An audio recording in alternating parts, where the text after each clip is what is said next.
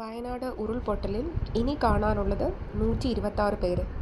Sunrise വാലിയിൽ തിരച്ചിൽ അവസാനിപ്പിച്ചെങ്കിലും തിങ്കളാഴ്ച വീണ്ടും സൈന്യത്തിൻ്റെ സഹായത്തോടെ സൂചിപ്പാറ മേഖലയിൽ തിരച്ചിൽ പുനരാരംഭിക്കുന്നതാണ്. ഇന്ന് ജനകീയ തിരച്ചിൽ ആരംഭിക്കുന്നു. ഇത് രണ്ടാം ഘട്ട ഉരുൾപൊട്ടൽ കാണാതായവർക്കായുള്ള രണ്ടാം ഘട്ട തിരച്ചിലാണിത്. തിരച്ചിലിൽ ക്യാമ്പിലുള്ളവർ കൂടെ പങ്കെടുക്കും.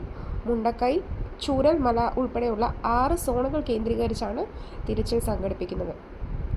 126 പേരെയാണ് ഇനിയും കണ്ടെത്താനുള്ളത്. രാവിലെ 8 മണിയോടെ തിരച്ചിൽ ആരംഭിക്കും. രാവിലെ 9 മണിക്കകം രജിസ്റ്റർ ചെയ്തവർക്ക് മാത്രമേ ഈ മേഖലയിലേക്ക് പ്രവേശനം അനുവദിക്കൂ. തിരച്ചിലിൽ പങ്കെടുക്കുന്നവരുടെ സുരക്ഷ പരിഗണിച്ചാണ് ഈ തീരുമാനം. ഇന്ന് പുഴയുടെ താഴ്ഭാഗങ്ങളിൽ കൂടെ തിരച്ചിൽ നടത്തും. ഔദ്യോഗിക കണക്കുകൾ പ്രകാരമാണ് ഈ 126 പേരെ ഇനിയും കണ്ടെത്താനുണ്ട് എന്ന് ഗവൺമെൻറ് പറയുന്നത്.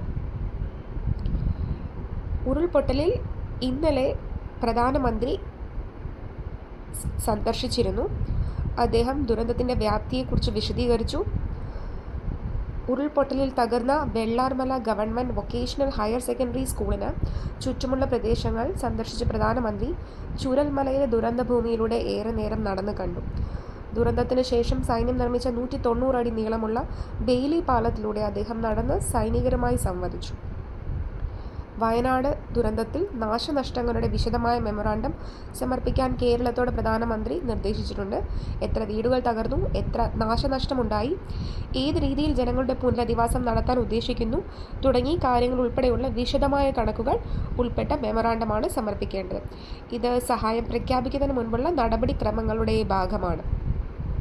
കേരളത്തിനൊപ്പമുണ്ടെന്നും പണം തടസ്സമാകില്ല എന്നും സഹായം ലഭ്യമാക്കുമെന്നും ഇന്നലെ കളക്ടറേറ്റിൽ നടന്ന അവലോകന യോഗത്തിൽ പ്രധാനമന്ത്രി അറിയിച്ചു.